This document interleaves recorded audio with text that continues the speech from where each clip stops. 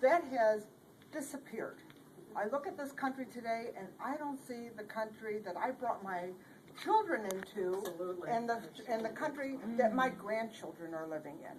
It's a totally different government, it's a whole totally different me perspective, and I don't want Congressman Dold to take us for granted. We're informed, we're educated, we're informed, we are watching, and his behavior, his actions reflect the fact that nobody's watching.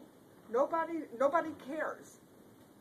We're here, we represent, for every one person, there's probably 1,000 of us sitting at home with the same perspective. Thank you.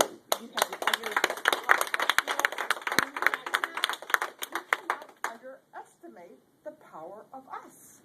The Republicans have talked about jobs and all the jobs that we've lost during this time, which I put on the Bush administration, as a matter of fact. Yep. The thing is, I haven't seen one jobs bill come through where the Republicans have had a suggestion, not one.